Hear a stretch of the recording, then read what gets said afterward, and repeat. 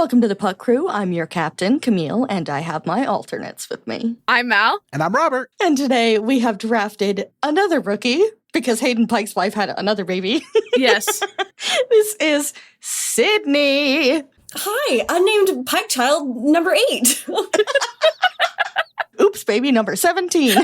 What is the last book, or what is the last book in the timeline? I think it's a long game, yeah. Mm-hmm. So I can't wait till I get to chapter 32 or whatever, and Sydney is a surprise extra baby. Oh my god, Rachel Reid, please. Rachel Reid, if you're listening to this, Unrivaled, you could do something so funny. You ever watch those prank videos that are oh, I snuck into an amusement park by pretending to be a baby, and it's a fully grown 35-year-old man sneaking into a big baby carriage? Well, if it was a white man, I believe it. It's a white man, usually. Is it Ned Fulmer? No, it's not Ned Fulmer. I think one of the times with Mr. Beast, but Mr. Beast is the worst white guy ever. Anyway, one of the worst white guys. So Sydney, I can't wait until you cameo in season 2 as a baby, but it's just fully your grown adult face peeking out from a baby. Yes, the Renesmee effect. No, amazing. Yeah, I was thinking it's like Spencer from iCarly when he does the baby. Yeah. Or Terry Crews in Brooklyn Nine-Nine, 8-year-old boy. Yes. Yes. The 8-year-old boy sign. Sydney is my friend from college. That's how my bestest friend from college. I was about to say, oof. Oh, knife to the heart. Okay. This is my friend from Sydney. college. This is my Sydney. Cringe. Anyway, speaking of iCarly, I've been roaming around, always looking down at all I see. As Spencer gets fucking hurled into the... That's Kings of Leon. Yeah, that's a meme. Oh, okay. Okay.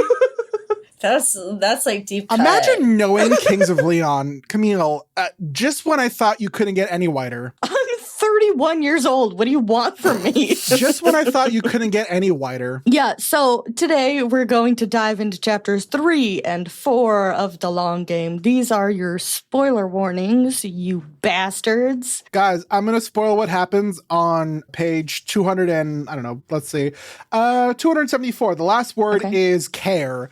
So that's your spoiler for the episode. Great. And now that I've spoiled you, you have to threaten to dox me. Thank you very much. Also, Ryan Price is here, so I'm guns to talk about Tough Guy, by the way. Yep, and Wyatt Hayes is here. And Wyatt Hayes is here. Thank God. I don't know who these people are. A little bit of an update for you guys. You know who Wyatt Hayes is? He's the Ottawa goalie. He's been here the last, 2 chapters. Come on. I don't know who he is. A little update for everybody. Kitten Shane Hollander is doing very well. He's learning how to, jump up onto Somebody things. quoted the fucking Baby Jane Doe meme, and I haven't heard that meme in a long time. A long time, a.k.a. 2 months. Taking formula well. Baby Jane Doe. Taking formula well. Baby Jane Has it Doe. been only 2 months? Oh my God, it's only been 2 months. Jesus Christ, this Yeah. year. How long is this year? So, no, he's learned how to jump up into my chair. Reminder, he's less than 1.5 pounds. He's very small. So he's learned how to jump up into my chair. He's learned how to get onto my bed. He goes to a very specific corner of the bed and then jumps and clings to the sheets and then hikes his way up. He could do that on any corner of the bed, but for some reason, he's decided that this one corner is the only one. Listen, he's like Shane Hollander. He's got his routines, like human Shane Hollander. He's got his routines. He's got... So true. And he's athletically gifted. He does have a changing diet right now because he's so little. And so he does smell like a block of Parmesan cheese that's been left in a warm room for 2 days. He's decided that he's very much like a parrot. So he likes to hang out on my shoulder and he does not smell great. Oh, girl. Disgusting.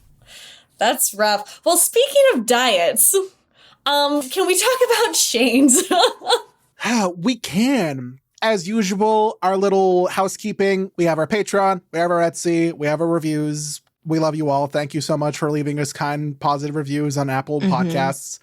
And for also leaving us kind, wonderful comments on Spotify, sending us kind, wonderful emails. Keep doing that. We love you all. Yes. Yeah, it's kind of awesome. And this is the first week as we're recording. Today is the day that the David Hollander and the Terrible, Horrible, No Good, Very Bad, episode came out. And the very bad episode. And The worst episode out of anything we've ever recorded. I don't know about that. No. That episode came out today, and so many of you guys are like commenting and interacting with each other in the comments for the first time, and it's really cool to see you guys talking to each other. And so many of you are explaining to us how dishwashers work. Thank you. Wait, where? What? YouTube, probably. YouTube comments are explaining how dishwashers work. YouTube comments are Interesting. fantastic. No, the YouTube comments are always great. I enjoy. Except for the one that said that off campus isn't bad. Well, You're everyone's entitled to their opinions. wrong opinion. Here's the thing is that I still haven't seen Off Campus, and I probably won't. I did briefly, half seriously, throw it out as an idea for a bonus episode we could do. Robert And today texts us.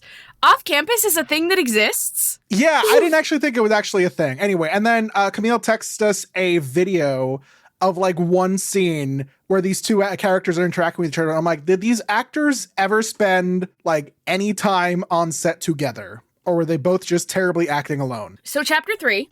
Chapter 3. We're still in Montreal. It's still 2020. Holy shit. And honestly, I think that's the last time we need to remind anybody where, when, because we've moved on. I want to believe that this is in the same universe as Glee. And so this is the year that Rachel Berry wins her Tony Award. And Ilya and Shane are watching that on TV this June. So it's July at this point, I think. I need to watch more Glee. For anyone who's still checking in, as it's still the same. Mac, unfortunately, has been very busy with work, so we haven't had time to sit down and watch Glee. I'm still on the first 2 episodes. But I did go to a Young the Giant concert, and Darren Criss was there performing one of the songs. I was there, and my friends who I went to that concert with were like, you don't know how important this is. I'm so sick, Robert. Oh my God. I was there when Taylor Swift announced Speak Now, Taylor's version. Okay, cool. But I care about this so much more.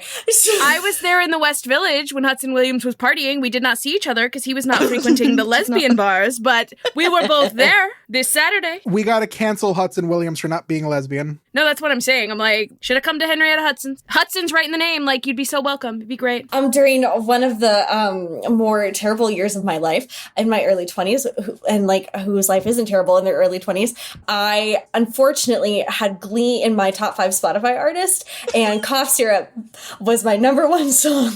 Cough Syrup's a good song. It's such a good song. That was really special and important to me that Darren Criss, I'm singing again. So I hate you, Robert. Thank you so much for sharing that. This is strike 2 for the pun. One more strike in. I was going to say, now we have 3 women hosts and sometimes Robert. So,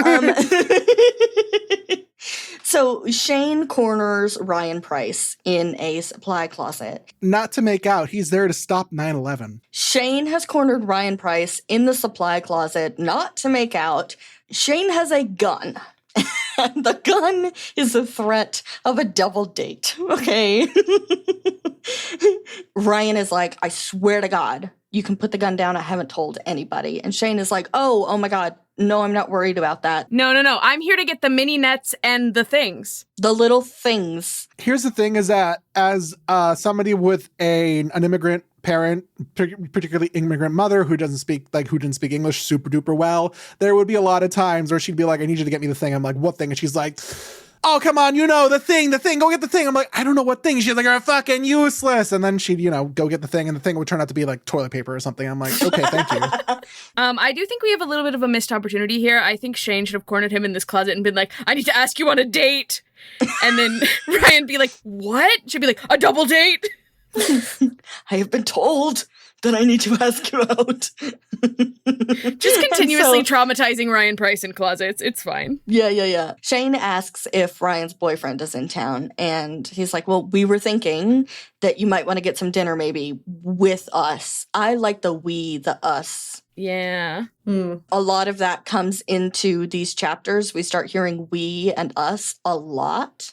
And they speak for each other a lot, and it's so domestic and cute.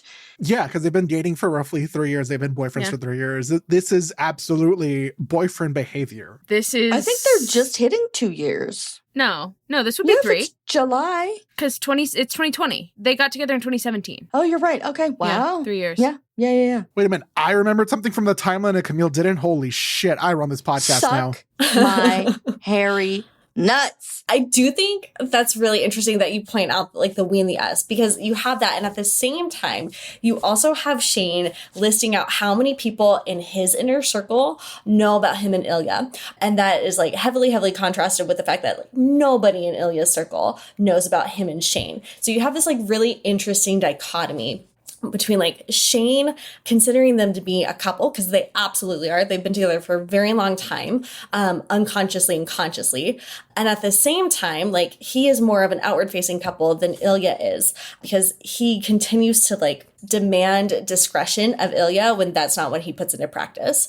So it's just a very interesting like use of language there. And I think speaks a lot to Shane's characterization in this particular book. And I know that's been pointed out a lot, that like Shane makes like rules for thee, but not for me.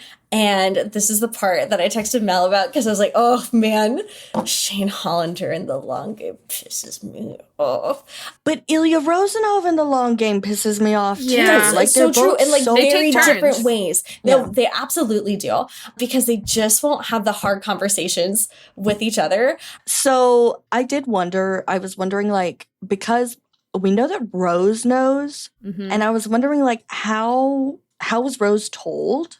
Did Shane ask Ilya first, or did Shane just, like, girl talk tell Rose? Because that is interesting to me. Everybody else that knows found out. There's no way that Rose just found out. So who told her? Who gave the okay? Did Ilya know that Shane was going to tell her? I think that's really interesting to think about. That is something that I feel like we've missed so much in the time between here, because like we don't get to see Shane coming out to his team. We don't get to see Shane telling Rose, or like Rose finding out about this relationship. We just sort of learn that a lot of things have happened. Which I think is fine, because I don't like stories with overly much exposition. So that does leave us a space where we can fill in the gaps. And what we do know about Shane is that like his environment is so heavily controlled because he wants order. I mean, even look at the way he eats in this chapter. Like we have the beginnings of him like having like these really disordered eating habits. So I would like to believe that he did like control the flow of information to Rose. But I would also like to believe that in this one particular instance, because Ilya has had very little agency in terms of how this news gets disseminated to Shane's inner circle, that in this particular instance, he did have a say. I would hope so. I would really hope so. I would hope. And so after Shane asks Ryan, well, by the way, Shane says, they've never been out with another queer couple before. No, he But says actually, gay couple. He says gay couple. He specifically says gay couple. Yeah. So then there's a quote that says, Shane felt like a dam had burst inside of him, and he unleashed a tidal wave of excited babbling on poor Ryan. No one knows about us. I mean, almost no one. So it would be cool to, like, not have to hide. Well, we'd still have to hide if we were at a restaurant or whatever. We wouldn't, like, be obvious about being... Anyway, it would be nice to spend an evening with people who won't judge us. Unless you are judging us, and maybe you think what we're doing is fucked up, because I guess it is kind of fucked up, but... And I'm sitting here, like, I can perfectly imagine Hudson saying all of this. I really actually like that it's described as excited babbling and not nervous babbling. And also, like, this is one of those things where throughout the book, we have Ilya bursting at the seams for people to know. And I think this is a great moment to remind you that so is Shane. Mm-hmm. He's just Shane scared. wants everyone to know too. Right. Shane is scared, and he's constantly making all these plans within plans in his brain. And it's like, I'll only come out, but only my way, and my way done specifically this way. And if it's not specifically done this way, then it's bad. Mm-hmm. Right. Yeah. Shane is like that one woman who had that house who thought if she didn't keep building onto the Winchester house, she was like, if I don't keep building onto it, I'll die. Shane keeps building, because if he stops building, he'll die, If I don't continuously make plans that don't come to fruition, I'll die. Like staircases to nowhere or I will die. And so Ryan latches on to this idea of like almost no one knows. Shane says almost no one knows. And Ryan's like, what? Oh my God, I'm not the only one. Poor Ryan. You mean people my know, God. and I've been freaking out about spilling your secret when other people know. So we're just going to go over who knows. A few people. Shane's parents, Hayden and his wife, his teammates, but they don't know it's Ilya, except for Hayden. And Ryan like closes his eyes and he exhales and he's like, thank fuck. I thought I was the only one who knew or something. It's not just you. Sorry if we let you think that. I can't imagine the amount of like internal torture Ryan was going through. He's like, listen, I know I'm tall, but I'm not Atlas. Please release me from the weight of the world.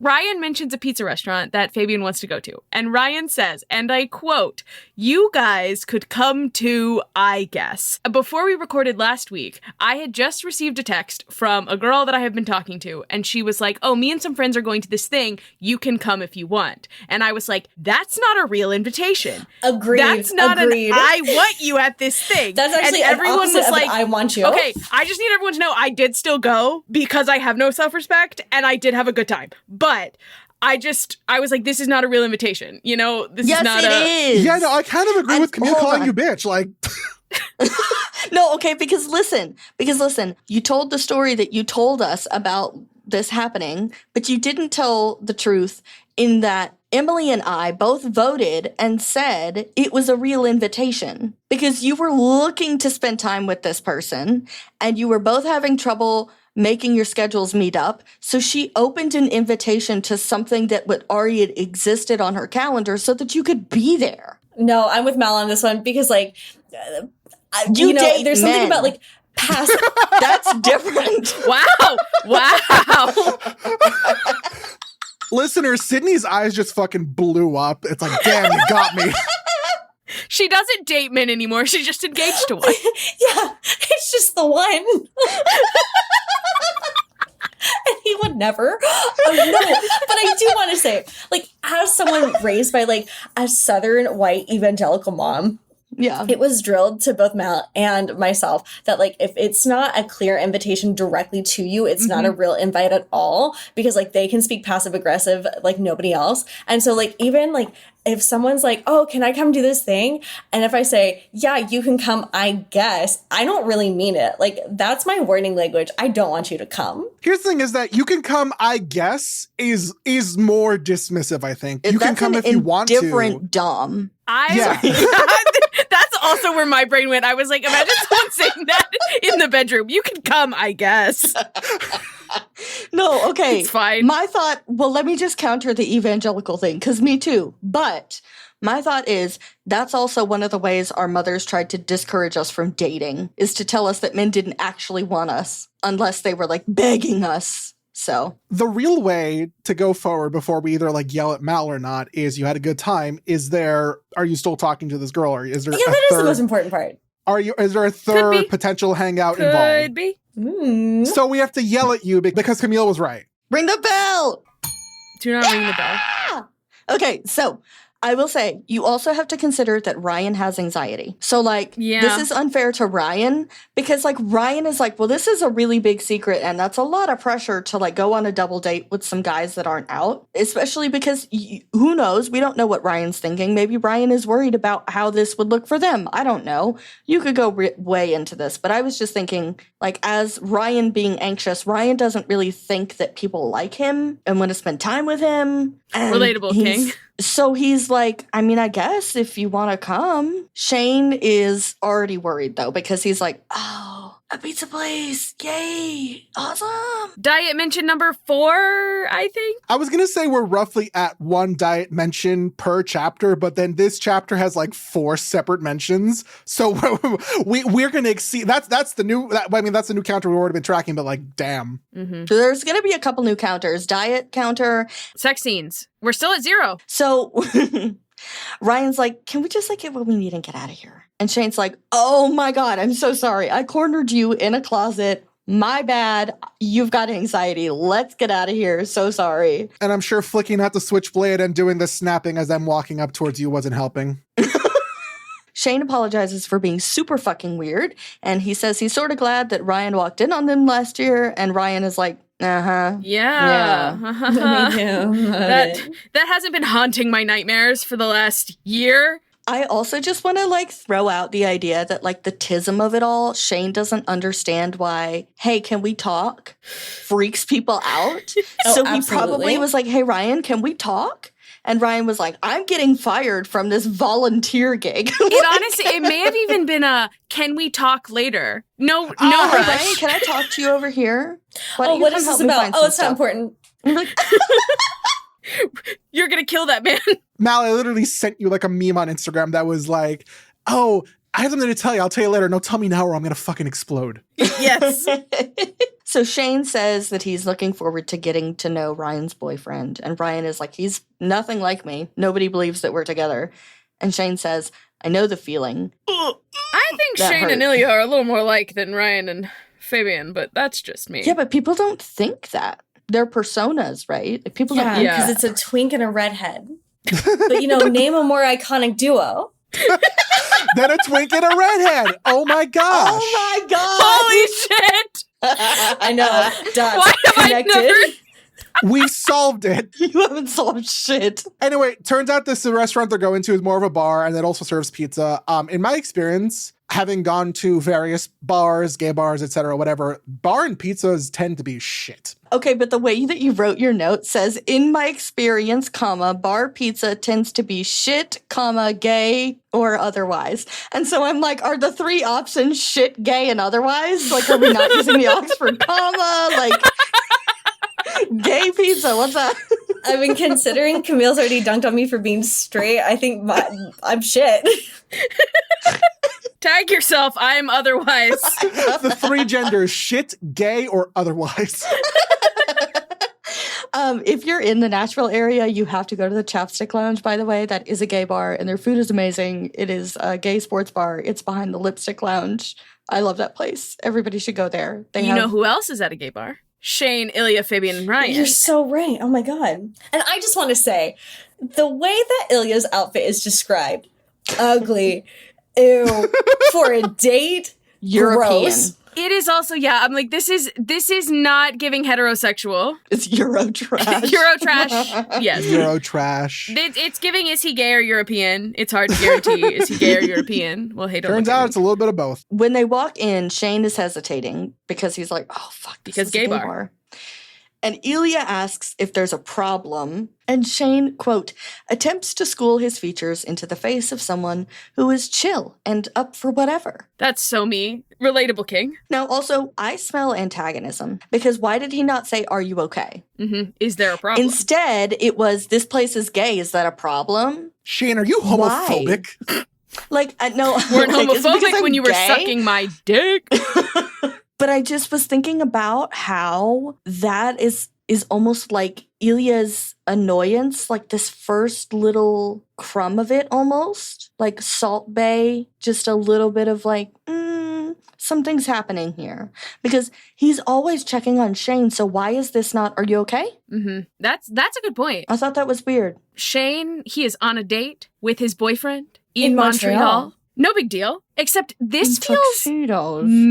this feels massive to me. Like, I can't believe Shane is doing this versus some of the things that he like says no to later in the book. I'm like, why? Like, this is very public. Right, This is such a an double date. uncontrolled environment, and the other events are very much so controlled environments. And so perhaps it was this that spooked him so bad. He like retreated further back into himself for the other events, and he was like, I just can't do it. Well, the other events that you guys are referring to, you have to remember that the people there know them. Here, nobody knows them.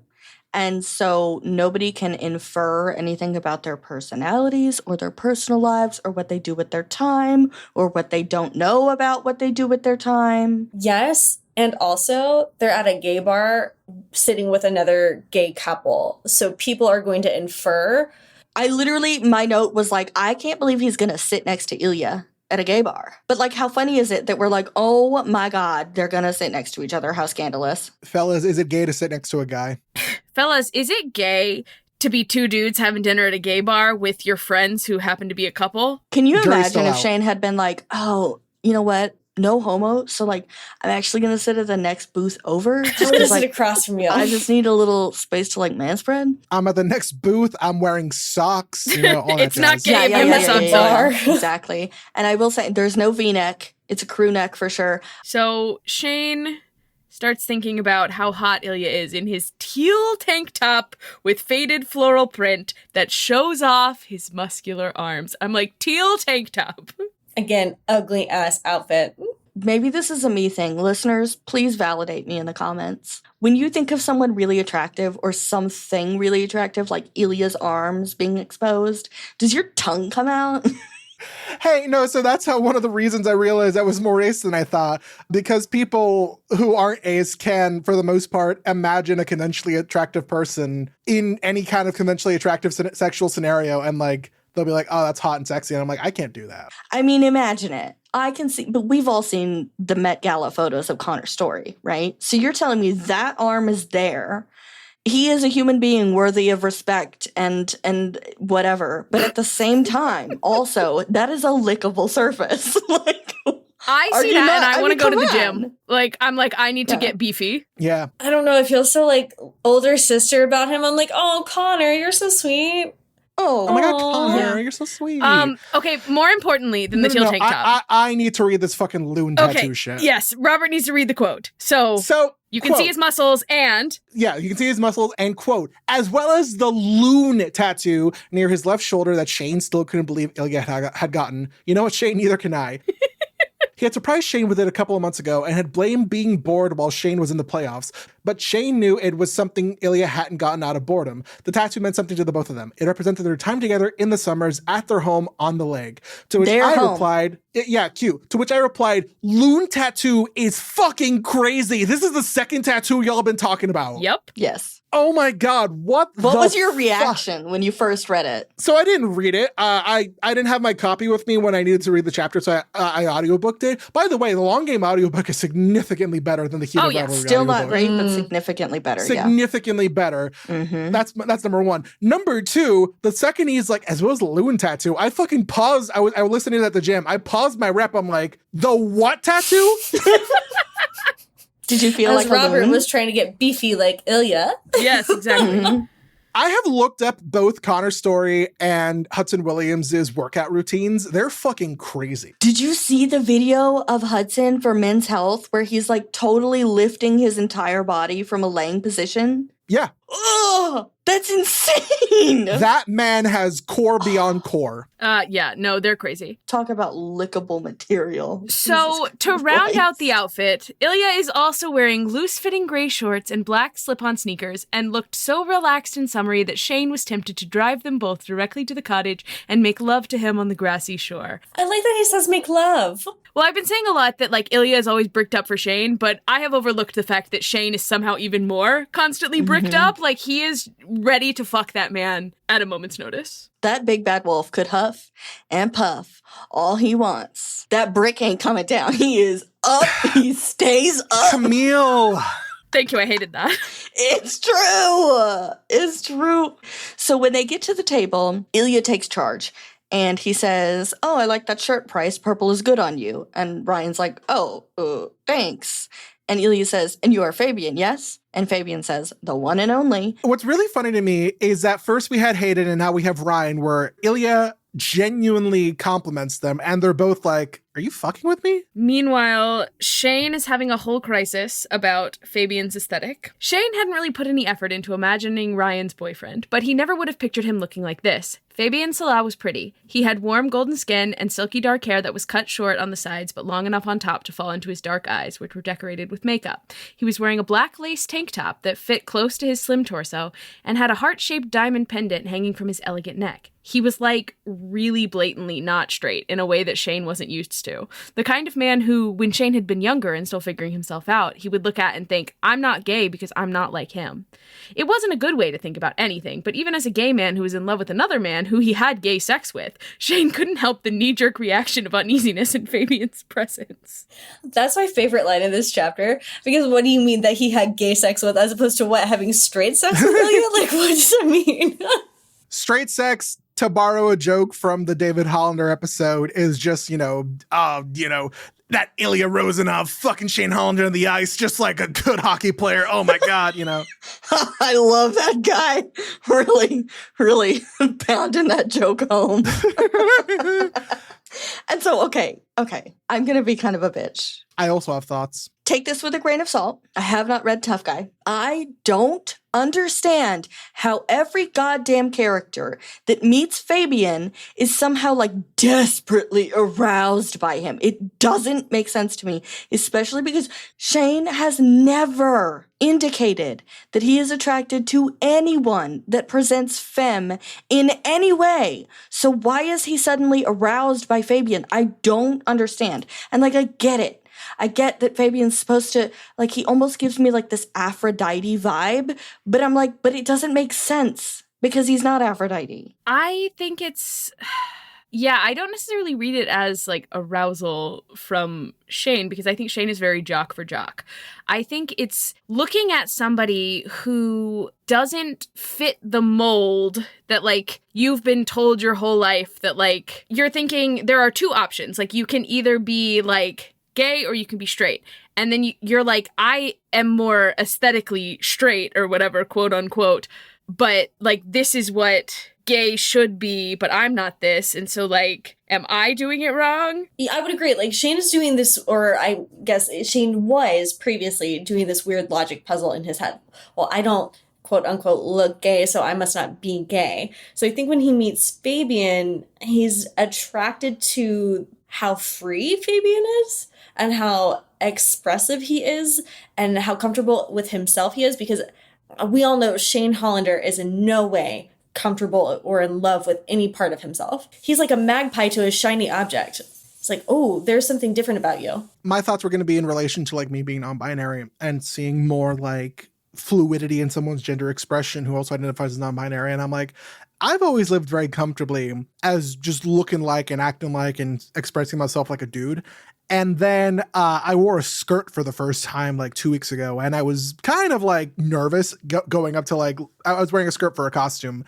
I'm like, oh God, what if I get super gender feels? And then I wore it and I'm like, oh no, this is just a piece of clothing. I like it. I like that it had pockets. That was my favorite part. I love a woman in a suit. Yes. Woman in a suit So, is great. If anyone has seen the musical Operation Mincemeat, Monty in Operation Mincemeat is my ideal woman. Because it's like a woman with the bravado of like a really asshole man. God, it does something for me. Why do you anyway, want someone to be mean to you so bad? That's a great question. Something I should perhaps unpack with a therapist. This is off topic. Sorry. I went to, my neighbor had a party. She had like a game night, she and her husband, and it was literally 4 couples and me. And I had a great time. Like, it didn't bother me at all. But at one point, someone's husband said, have you guys heard of that musical? It's a musical about 9/11. And I was like, I'm sorry? Come from away. Okay, yes, that's what he was talking about. I've heard Come From Away, but I had no idea what the fuck. And I was like, I'm sorry? Like, what the fuck? The whole living room, we all just went silent. And we were like, is a musical about what? Yeah, no, you think it would be like ridiculous and silly, but it's actually No, like it's so heartwarming. It's so touching. Do you have Apple TV? It's very beautiful. Yeah, it is on Apple TV. You can watch it on Apple TV. It's great. Would recommend. Shane is thinking about how he needs to spend more time around other queer people, particularly queer people who don't play hockey. Mm-hmm. I'm going to talk a lot, I think it's next chapter, about Shane claiming things about himself. So I'm going to hold off on my thoughts here because it's going to come up later. But I will say that my thoughts about Fabian, I think, are a lot more relevant in chapter 5. So we'll probably have to revisit that when we get to chapter 5. I just think like it's very freeing to look at other queer people and see the different ways that like you're allowed to be queer. Like it's nice to meet people who are queer in similar ways as you, and it's nice to meet people who are like very different from you and just kind of see that like, hey, we're all just living life. And like I think it's kind of helpful to be more accepting of everyone, to just like meet as many different people as you can. And I think Shane needs to do some of that because he only talks to people who play hockey and his parents. People in the LGBT should just treat each other how Spider-Man variants treat each other, where they're like, oh my God, are we best friends? Oh my God, we're pointing at each other. You're Spider-Man, I'm Spider-Man. We're all pointing at each other.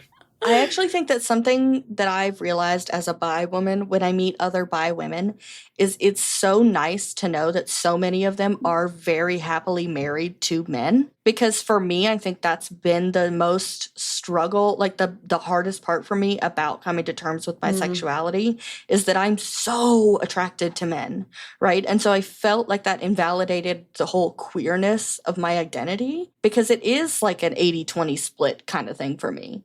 I am attracted to women, but I don't think about women as much as I think about men.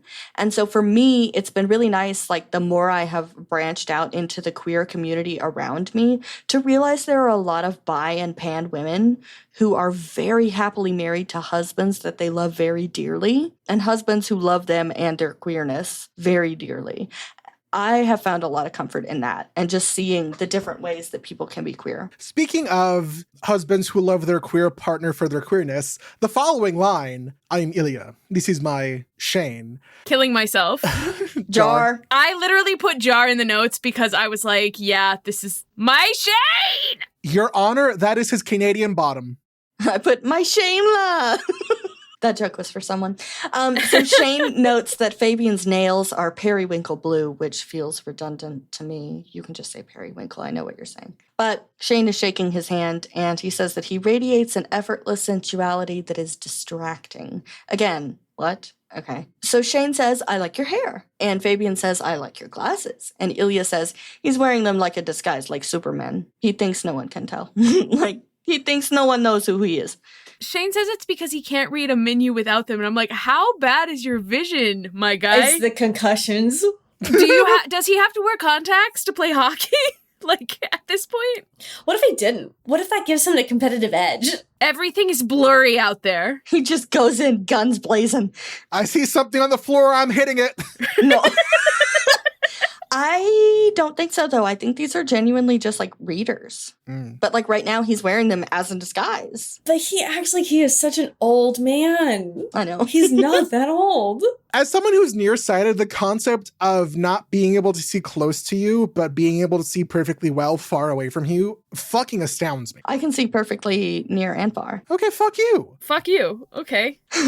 So Ilya's not wrong, though. I do think that Shane is wearing them to like feel incognito and feel like he's hiding behind something. Here's the thing, is that famous people, I don't know, depending on the glasses, famous people can't really hide behind their glasses. I imagine if someone walks up and sees Ilya Rozanov, he'll be like, is that Shane Hollander? No, it can't be. He's wearing glasses. No, you know what? Fuck, you're right. Yeah, just like talking to his friend. Is that Shane Hollander? No, he's wearing glasses. Shit, Oh, you're right. right. I love that Ilya taps Shane's ankle with his foot under the table because he's bouncing his leg so much. Is the foot tap a thing that was like, we just read Heated Rivalry, I should know.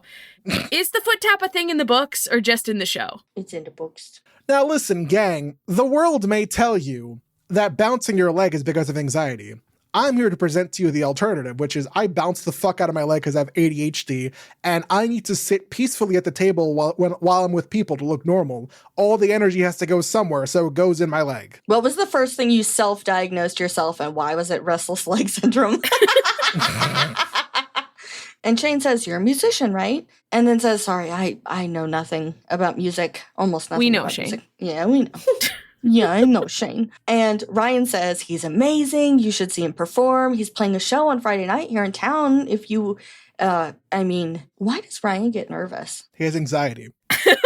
Okay. Other than he is that, in a you social setting. motherfucker. He was about to invite somebody to not his show, and he didn't know if there was going to be space or anything available. And then Fabian just like, yeah, no worries. I can put you both down on the guest list, even if you decide not to go. But lo and behold, sparkle surprise. Someone already has tickets. Which I do think, okay, again, and thinking about how they switch off between being an ass, it was kind of assy of Ilya to buy those without Shane's knowledge. Yes! I Like, said oh, the come out in same public. thing! Yeah, that's not cool. I said Shane's trying to protect himself, but like at the same time, like that's a lot of Ilya to buy tickets for them to go on a date in public without asking Shane. Because what's he gonna do if Shane says no? Get pissy about it and disappointed? Right. Especially like in front of Fabian at this point. To spring this on him like at this dinner is kind of crazy. So Shane is very nervous. They never go anywhere together. He starts asking, you know, what kind of a venue is the show going to be? And Ilya says he wants to know if it's a gay club. Again, dickhead move from Ilya. Yeah. He's kind of, and I get that this is kind of, I, as someone who bullies people that I'm into, and I don't mean to, it just like, I kind of just get mean and I don't mean to.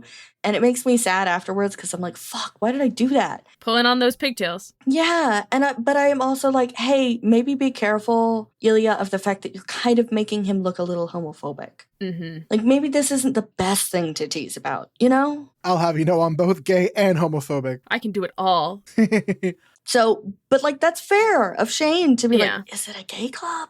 And he's trying to be PC about it. I also love that Fabian's like, well, it's just a bar, but it'll be a gay bar by the time I'm done playing. Like, that's cunty as hell. I love Fabian.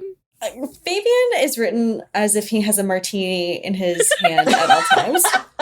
And a pussycat on his lap. Yeah, exactly. But like I was thinking about how like I would go to like Chapstick, and I didn't really post a lot about the fact that I would go to the Chapstick Lounge just because I was like, if I post about this, people are going to think that I'm queer. And so I didn't. Surprise. Because I was trying to protect myself. And I was just thinking like, if the men find out that we're going to the gay bar, they're going to tell the church, you know, like we have to not let them know. So Shane says it sounds really fun and he means it. But he's also not really into live music. Can I confess that I'm not really either? Like, I have had fun at every concert I have attended, but it is not something that I seek out because I'm just like, there is not very much of a difference between like just listening to an album and like going to a concert to me. What I need for concerts or for live music at a bar or whatever is subtitles so badly. Yes! Oh my god! I don't like the mumble singing, but also consider, what if they started at 4 p.m.? You know, that's genuinely the one way I know I'm getting older, is that I'm like, God, what would kill the venue from having everyone start the concert at like 2 and leave at 6? People can day drink. I just saw Chrissy Klepeka in concert. And it was this tiny little dive bar. I sent Mal pictures of the very hot bassist because she was just like... She was very hot. Oh my god, you guys. Oh my god. And I will say, the opener I'm not familiar with, but I literally did not have any fucking clue what any of the lyrics were, and I was 10 feet from the performer. Like, I was like, I have no idea what you're saying, except he sang Fly on the Wall by Miley Cyrus and Girlfriend by Avril Lavigne, and I did know the lyrics to those songs, so... Mm-hmm. So Shane is also kind of charmed that Ilya has planned a surprise date for them, but again, you know, It's kind of a lot. double-edged. Yeah, it's kind of a lot. So the server comes over and is like, oh my god, oh my god, oh my god. And Shane's like, oh my god, it's a fan. I've been spotted. Guess what, Shane? Not everything is about you, Hollander. Embarrassing. Honest to God, what would have been extra embarrassing is if he was like, yes, I'm Shane Hollander, and the server's like, I'm not talking to you, I'm talking to Fabian. Oh my gosh. Yeah. No, thank God he didn't open his mouth. Their server, his name is Leo. He starts freaking out about Fabian, how he's going to a show on Friday, but also we saw him in Toronto. Sorry, that's not how you say Toronto. Apologies to Toronto. Canada. He saw him in Toronto. Sorry for saying the second T again. I don't want to get accused of being hateful towards Canadians. They all have better weed, better healthcare, and generally sometimes better politicians. Let us make fun of you a little bit. The guy starts talking about how he's going to a show on Friday. He saw him in Toronto, and then he like calms down and finally takes their drink orders. Fabian gets a mojito. Ilya and Ryan both get pilsners because they're thrilled for the pills. And Shane asks for an unsweetened iced tea, which they don't have. So then he asks for a sparkling water with lime or lemon, and like all three of these options make me sad. I say as someone currently drinking a lemon water, but like... Shane, are you listening to me? Dr. Pepper, 0 sugar. Yes, absolutely. Get that aspartame in your butthole. That is not part of a macrobiotic diet, okay? I hate water with any kind of anything in it. I just want water. I don't want sparkling water. I don't want water with flavors. I don't want a lime. I don't want a lemon. Nothing. None of that. Ilya gives Ryan a hard time about the waiter being in love with his boyfriend. But one thing I love about Ryan Price, he does not get jealous at all. He's just like, yeah, isn't my boyfriend so cool? Jesus Christ, you know this guy, Ryan Price, he's not jealous of his boyfriend. I also will say, I think this comes up, it might come up in the next chapter. Maybe I know it from somewhere else. But the fact that like Ryan he like goes on tour with Fabian and he's very much like basically a bodyguard for him. And I love that. I love that he's like, I'm his bodyguard, and also like it just doesn't fucking faze me. It's a fanfic like, yeah. trope. Bodyguard. We love it. Yeah. Yeah, so Ryan and Fabian both get recognized often, but not usually by the same people, though there is like a very small set of queer hockey fans who seem very excited. They're a couple. And Shane's like little cat ears go up because he's like, what? Queer hockey fans? That's crazy. He wants to know like how much of the negative side of stuff they see. And Ryan says he stays offline, doesn't play hockey anymore, so like he doesn't really hear if it's out there. And Shane's like, well, I do play hockey still, and I'm not very active online, but like been doing more on Instagram with like the foundation and all that. Hand your Instagram over to someone that can handle it for you, please. But and then Jesus. Shane's also thinking like, Ryan's not in a committed relationship with his arch rival, so like this is also kind of a different situation. Has Shane Hollander tried posting RPF gotta stop, y'all? Oh my gosh. So everyone orders their pizza except Shane, who tries to find something he can eat until Ilya points out salmon and sauteed vegetables. As someone who's on a diet and exercising and all that jazz because I want to lose weight, focusing on my protein and my caloric intake and my fiber, that's like my top 3. Mac, my fiance, he's a lifesaver because he'll like skim through the menu really quickly and he'll be like, oh, this should fit in your macros. And sometimes I just say fuck it because like we're on a date. Fuck it, we ball. Yeah, fuck it, we ball, and I'll get, you know, a slightly more, I'll go slightly above my calories. Ooh, so terrible. It's really not that big a deal. It's mainly about consistency, and I'm mainly consistent on my diet and exercise, so I'm like, okay, who cares? What makes it not an eating disorder is when it is okay to break your diet for like special occasions, you know? And like if there's something you really want, like you're not depriving yourself of everything. Like if the point of this is that Shane feels good to play hockey, I don't know that like one night of pizza is gonna ruin that. It really doesn't. Unless he's like very lactose intolerant. Can I say something before we dive too much into this? Is I want to clarify that what Rachel Reid has said is that the reason that she didn't really think about this as disordered eating, and she was like, oh, okay, when people saw it that way, because she said these kind of insane diets are very common for athletes. So this even is similar to the way that Eric Bennett eats in Common Goal. But at the same time, she has said that it would be problematic if Shane just suddenly dropped the diet and started eating normal again if it was an eating disorder. And she was like, it would be very problematic of me to have been like, and then Shane decided not to be disordered eating anymore, you know? So I do want to point that out. I do want to point that out before we discuss, but go ahead. No, I can 100% see that. You know, I'm not out here calling out Rachel Reid and being like, wow, you're terrible for writing this about Shane or whatever. Right. For the most part, and this is something that I've learned, like even if you go really off the rail on your diet, as long as you get back on it within the next couple of days, everything sort of evens out again. And like, it'll be like, you'd kind of, now you shouldn't do this like often. I try my big problem when I used to like diet way back when was like, okay, I would diet for my week. And then my weekend, every weekend would be, oh, it's a party. Oh, I'm celebrating an anniversary. Oh, this, oh, that. And like on my weekends, I would break my diets. Now I mainly break my diet like one weekend a month, and that like evens out completely fine. And I'm like, cool, we're good. Well, I'm looking to lose probably about 10 pounds through surgery.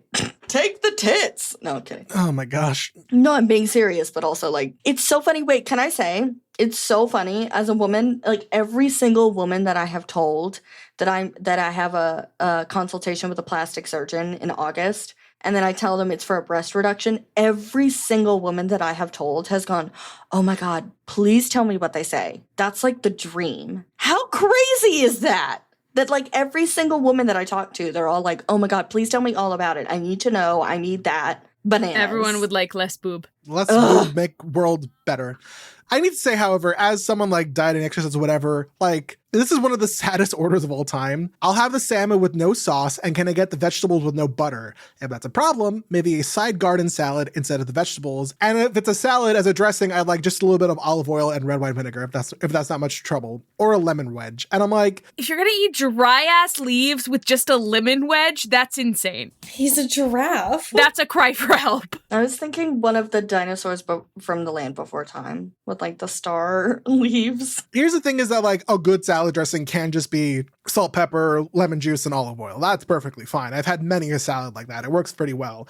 But the idea where he's like a little smidge of olive oil, a little red wine, or a lemon wedge. It's either or. And I'm like, buddy, lemon juice does not won't fuck up your diet. You know what makes me more sad than Shane not having a good, a dinner that he really enjoys is that he feels like an imposition for asking. And that makes me really sad. That makes me really sad because Shane always feels like he's asking too much of everybody. He's asking too much of Ilya to be boyfriends, and he's asking too much of anyone to keep his secret, and he's asking too much of his friends to love him, and he's asking too much of the waiter to bring him something that he can eat. And he just feels really sorry and like such an inconvenience. And that really blends into this next line because, so what happens is Ilya says... What happened was Ilya says that Shane is very fun to go to restaurants with. I will, in defense of Ilya, say that I don't think this is a dig at Shane. No. I think that this is a joke that's meant to make the whole table more comfortable because Shane has just had this very awkward interaction with the waiter. I think that this was meant to be a joke that we can all go, haha, and then shake it off and move on to the next topic. But Shane takes it personally rather than, hey, Shane, here's our out. And so Shane goes deeper into it and explains his performance diet. Well, and I think one of the themes of this book is freedom versus restraint.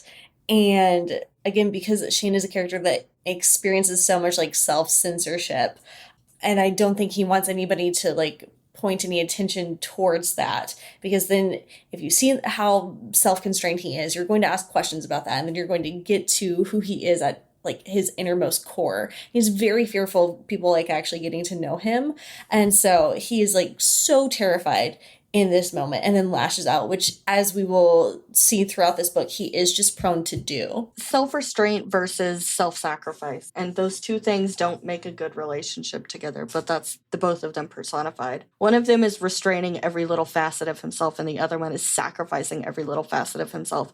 And that means I'm thinking of God, I'm trying to figure out how to explain this to everybody, but I'm thinking about if you have a tube and you have a liquid coming from the right side and a liquid coming from the left side, and the right side is self-sacrificing, so it's receding, and the left side is self-restraining, so it's receding rather than moving forward. They never meet in the middle, and they never get to meld. They never get to be one thing that then, think about a glow stick, right? It never gets to crack and make this wonderful, beautiful, glowing thing because they never meet, because they're holding back. There's a barrier there. And that's the unspoken, where are my words? But do you know what I'm saying? Yeah. Does it make sense? I don't know if the glow stick bit did, but the liquid part did. The glow stick was a metaphor. When you have a glow stick, it glows because you crack it and the two things meet.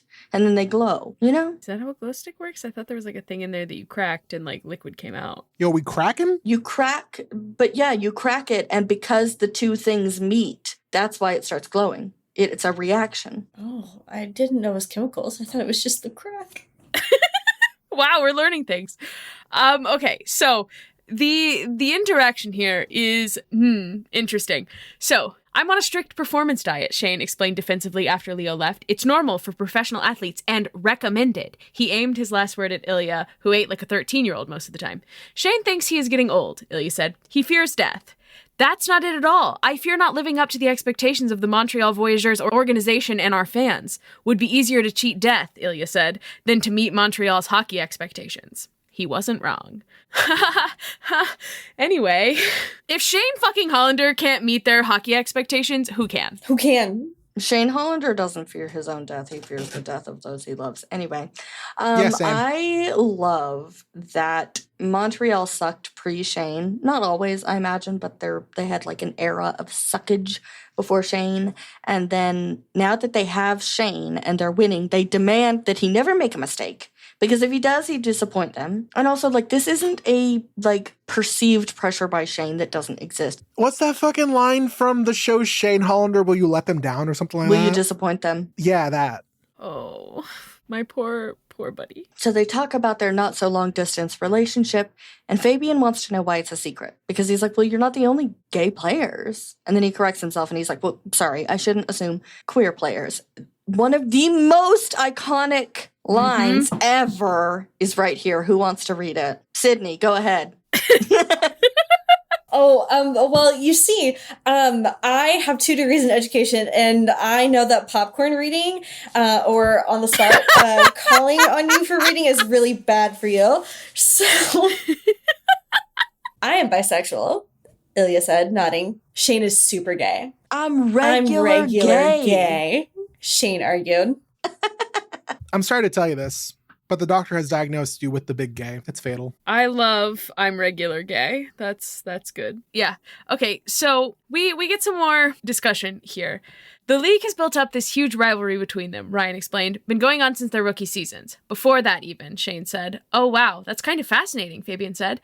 But everyone knows you're friends, obviously. You have this charity together. What difference does it make if you also kiss? Shane opened his mouth to explain the difference, but couldn't quite find the words.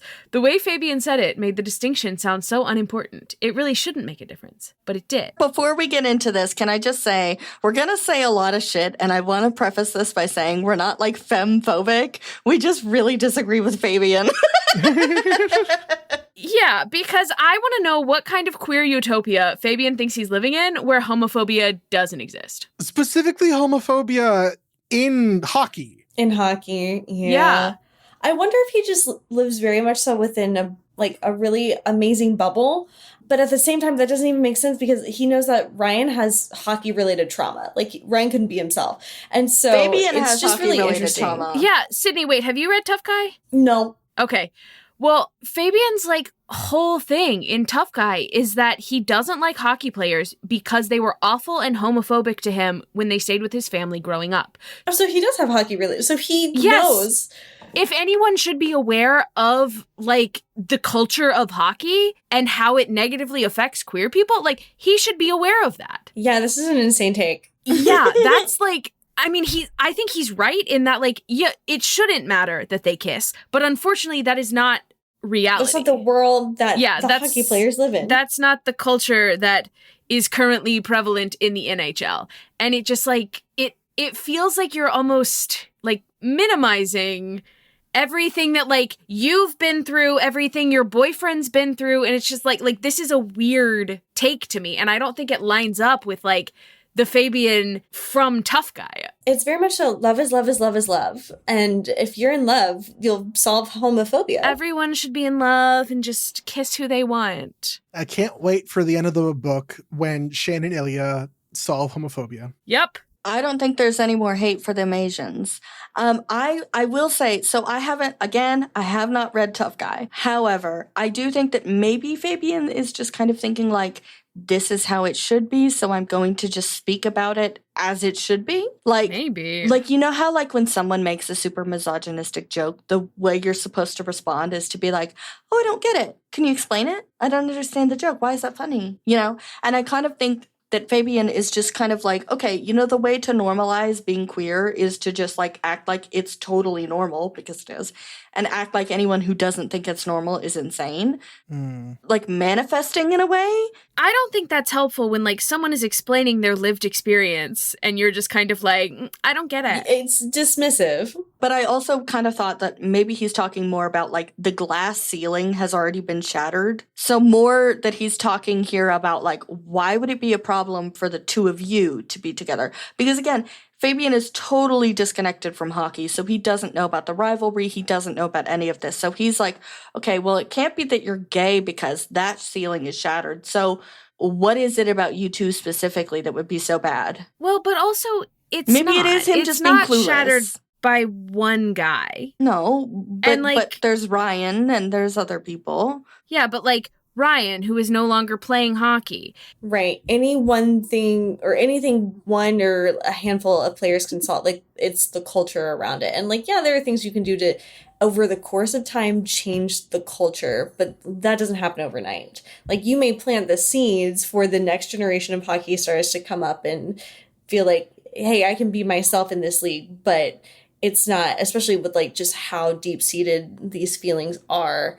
unfortunately, it's not just something that they can snap their fingers and make go away. So Ilya says that it would make things distracting. And Shane is like, yeah, it'd be a fucking shit show. And we'd really rather focus on hockey. Again, it's a we, ho, ho, ho. But I do think that for Shane, why do I feel, I want to caution Shane against we and us. I want him to use we and us. But at the same time, Shane tends to use we and us without thinking. When Ilya's not on the same page. Yes. Yeah. I'm sure that won't be a problem going forward.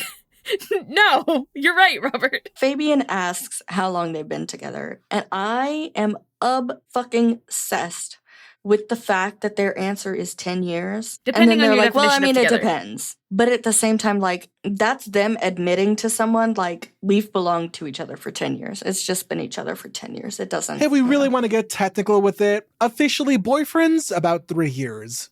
Together fucking in some capacity, however they define together, yeah, it's like 10. Can I point out the most no shit Sherlock line of all time? But also, like, I understand where he's coming from. Like, the quote is, "That's a long time to keep a secret," Fabian said thoughtfully. No shit, Sherlock. Isn't that a distraction too? Having to hide? No shit, Sherlock number 2. Shane wasn't sure how to answer that, and judging by Ilya's expression, Ilya wasn't sure either. Oof. Yeah, Fabian was like, oh, you thought you were going to have, like, an easy breezy dinner? Like, ho, ho, ho, we. No, no, no. Very shortly after, Shane is thinking about what Fabian has asked, right? Imagining the hockey world's reaction if they were ever found out and how that would be such a big nightmare. But then also, like, maybe the bigger challenge is hiding. Maybe keeping how he felt about Ilya a secret was more draining than facing the backlash. It was possible he was a bit on a high from the past 2 weeks together at the cottage, followed by a successful start to their camp, and now being on their first ever double date, he may not be thinking clearly. So let's talk about that. Let's talk about what's harder. Is it hiding? Or is it coming out? What's harder? I mean, I think both are hard because clearly there are issues that they are having now hiding. I also think it is going to be a nightmare if they come out, and they will have to face a lot more scrutiny about their relationship, and it will be, you're just inviting a lot more eyes onto the relationship. It's almost as if, like, we're choosing between keeping our struggle internal or making it external. And so I think planner Shane Hollander feels like he can control the internal suffering. Like, when he is choosing actively to hide, he can control that. And he can't always keep his hands to himself and control himself in that way, which does lead to problems and does lead to a loss of control in who finds out about their relationship. But like, I think he's so set on keeping everything locked tight because, like, he unfortunately can't control the reaction that other people are going to have, but he, like, can control whether or not he comes out. And so I think he's, like, holding on to this so tight because he's like, this is the one that I can control. And I think, like, both are going to suck, but this is a suck that I feel like I have a handle on and, like, I know what to do with. Like, better the devil you know than the devil you don't, you know? So here's my thoughts. My thoughts between whether or not it's harder to hide a relationship or come out is that both. Yes, and they're both hard. They're just both hard for different reasons. And, like, you feel some level of freedom if you're hiding it and no one's perceiving you and no one is, like, bad people aren't looking at you and they're, like, you know, thinking internally of whatever horrible things they think about you. There's some safety in that. And there's also safety in, like, coming out, being free, being surrounded by community, being authentically yourself and living truly as yourself without fear. Well, I mean, with fear, but, like, without giving a shit what anyone else thinks. So it's both. Both are difficult. I mean, I really agree with everybody else. I think y'all are all Johnny on the spot. And so without repeating anybody else's statement on it, the only additional note I have is that it's like comparing apples and oranges because there are things that make both hard. There are things that make both a little bit easier. But I do think they're comfortable currently with being in the closet because that is what's known. And especially in Shane's case, all of the unknowns are very harrowing to him because, again, it's a matter of control. He doesn't have control once this gets out. I'm going to disagree with everybody. Okay. I do think they're both hard. I think they're very much. But at the same time, one of them is detrimental to your relationship and the other one, you can face it together. When you are hiding being together, you cannot seek comfort in your partner in 60% of the situations that you're in because you're in public, right? You can't get down on the ice and grab Shane's face and say, are you here? Are you awake? When he gets checked and he's unconscious, right? You can do that, however, if he gets checked and then dies on the ice. So for someone who relates a lot to Ilya, I think that what would really devastate me and destroy my faith in a relationship would be desperately needing your partner in a moment and having your partner just standing there being like, but I can't acknowledge you, because that's dangerous. And I get it. I understand why Shane is in a way protecting them both. But at the same time, like, Ilya needs him to show up in a way. What's harder, facing the world together or only facing the world together but behind closed doors? Because you think about Kip, right? And Kip saying, but I miss my dad. I want to go home. I miss my family. I miss my friends, kind of a thing, right? Mm-hmm. Kip put himself back in a closet that he didn't want to be in. And so Ilya is working his way out of this closet. And Shane is saying, but can you just come back in here? Could you just come back in here? Because, like, if you go out there, then people are going to know about me. So could you come back in here? And it's like, emotionally, I think that the long term, like, yes, there are external things that are going to be hard, but at the same time, emotionally, that long term effect is going to just fucking suck if you are not a united front and proving at every moment that you're together. Yeah, that's true. But I mean, I think there's also the fear that they're going to lose everything if they do come out. I just hope they never get forced out, you know? I hope no one ever outs them. Yeah, you know, me too. On that really devastating emotional note, the food arrives and the conversation switches. They all start talking about the best pizza in various cities. New York all the way. I have had pizza just about in a bunch of different places. It has to be New York for me. Even a shitty $1.50 slice, $2 an hour slice excels. I love a because it's from Sam's New York. Club piece of pizza. Papa John's tastes the same no matter where you get it. No matter what state. Hey, fuck you to everyone talking shit about Grey Goose in our comments. I like Grey Goose, okay? I like Grey Goose. Has anyone talked shit about me liking Sky? Because I know Sky is not a fantastic vodka, but I like it. No, nobody's talking shit about Sky, which is shit vodka. So anyway, This vodka shit. Shane is dying for a slice of Ilya's pizza. But he sits there, he eats his salmon, he eats his salad. He started the diet in February. He doesn't care what Ilya says. He feels better. He just won the Stanley Cup. He just won the Conn Smythe. He's winning. He's winning, okay? I will say, eating your veggies and your protein, fiber, you know, getting a good amount of sleep and regular exercise, I feel great. Like, fuck this noise, though. I can't believe I have to keep doing this so I can live in decent enough health the rest of my life. I am at the point right now where I should have lost about 10 pounds doing my diet and exercise. And guess what? I've lost about 10 pounds, which means fuck, diet and exercise works and I have to keep fucking doing it. What is this? Yeah, but also a little treat occasionally. So you got to feed the mental health as well as the physical health. And like, it's I think this whole book is about Shane finding balance and letting go of some of the things that he is trying to control. And part of that is the food, part of that is the relationship and like trying to keep so much hidden away. And I think you got to give a little. You got to occasionally have an ice cream. You got to be able to occasionally hold your boyfriend's hand in public. Like you As a little treat. Little treats. But I will say, I will compare this to like a keto diet, I think is the way he's treating it, is like, you cannot, like, if you break this diet at all, you will break that keto of it, right? It's not like a diet for a specific like weight loss. He's not trying to lose weight. He's not trying to gain weight. He's trying to stay in this stasis, right? And so if he changes anything, then he breaks it. And so like, I know people who were on keto at one point and it was just like, so like, dot, dot, dot, dot, dot, you know? He needs to be eating more carbs, like healthy carbs, like whole grains and like brown rice and things like that. Because like he is, I mean, I guess it's not the season yet, but like when you're playing a sport that involves burning that many calories, like you gotta eat a lot, and like salmon and roasted veggies is not going to be enough. No. Also, carbs are like the main fuel source your body uses for general everyday things. And low carbs have, correct me if I'm wrong, but I remember reading this, I believe, have been linked with poor mental health because your brain doesn't have the proper amount of fuel it needs. I was about to say, Shane's crazy because he's hungry. Yes.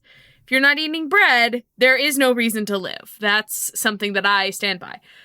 So then Ryan goes to the bathroom, go piss girl, and Fabian thanks Shane and Ilya for inviting him to coach because he loves working with kids, and this has been kind of healing for him. And Fabian says he had a bad breakup with hockey, you know? I don't think he's ever regretted retiring, but he misses how hockey used to make him feel. Before it made him feel bad all the time. And Shane couldn't imagine hockey ever making him feel bad, but Ryan had a very different career from his own. Well, I'm glad if we helped him gain back some of that love for the game. And now I have so many thoughts on this, but they're going to talk about this next chapter too, so I will save some of them.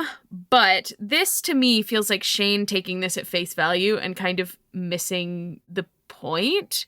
Because, like, Fabian's out here talking about Ryan hating hockey. And that's not the issue. Like, the game of hockey has never been the issue.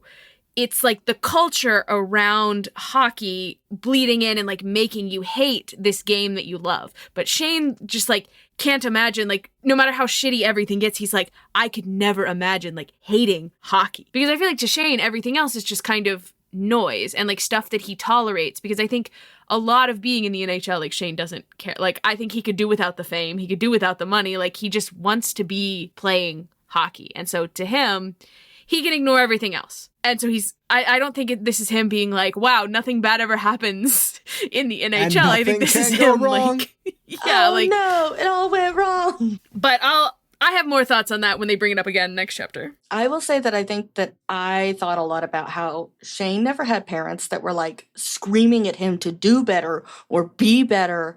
There are like audio recordings of men talking to their sons who play hockey, being like, what the fuck is wrong with you? And you're like, wow, he's really mad at his opponents. And then you're like, oh, he's talking to his son. Yikes. The Hollanders, though, it's better. Like, the Hollanders, though, has always been more like, fuck them, we'll get them next time. You're good, Shane. Like, we'll work on that, you know? We'll work on this. We can work on that. We can do this better. You're good, Shane. The person that is hardest on Shane Hollander is Shane Hollander. That's always been true. I think this book is the first time in his entire life that someone else is harder on him than he is himself. I think that's why the journey in this book is so difficult for him, is that for the first time ever, this is going to be the moment where someone else is harder on him. So Fabian says, you know, Ryan is still a little bit intimidated to be coaching with so many superstars. And so Ilya, of course, says, oh, they're not all superstars. Hayden's there. Bazinga, got him, get him. Professional Got him. hater. So on the drive home, good God. In Ilya's this orange whole Porsche, scene- by the way. Yeah. Orange Porsche. Just picture the orange Porsche, everyone, for a You moment. gotta say orange Porsche 5 times fast. Orange Porsche, orange Porsche, orange Porsche, orange Porsche, orange Porsche. Y'all sound like Listeners, did seals. you also do it? Orange Porsche is not even that hard. Orange Porsche, orange Porsche, orange Porsche, orange Porsche. Okay, so Porsche. this scene is emotionally devastating to me, and I think also just like very interesting. And do you guys ever read a book and then you have a thought and you go, oh, I'm really impressed with that thought that I just had because that was pretty interesting. Like, I had a pretty interesting take on that. So they are in the car on the way home. Shane says, Fabian really loves him, huh? And Ilya says, yeah, it's too bad for you, because he's, you know, teasing Shane for checking out Fabian. And Shane's like, well, I wasn't, but if I was, it's just because I've never seen anyone so... And Ilya's like, beautiful? And Shane's like, no. Shut up. Yeah, no, shut up. And Ilya says, well, he's beautiful and, like, sexy. I was thinking, okay, why do you guys think that this kind of teasing never goes over well with Shane? Because he sees the world in blacks and whites. Well, I mean, especially with the autism, like the nuance and like the friendly banter part that is like escaping him. And so when Ilya's saying like, oh, do you think he's hot? Shane's going, no, like, I think you're hot. Because like that's his honest answer. Now, slightly, could it be like he still has some internalized homophobia? Maybe, but I think it has more to do with like his like how literal he is. Yeah, more like his like devotion and attraction. There's that joke at the end of Heated Rivalry where Ilya is like, I'm going to extend my stay here. And he's like, I got hot Russians coming over. And, you know, Ilya is like, oh my God, you never called me hot before. But like part of the, like an extra part of that joke is that Shane doesn't know.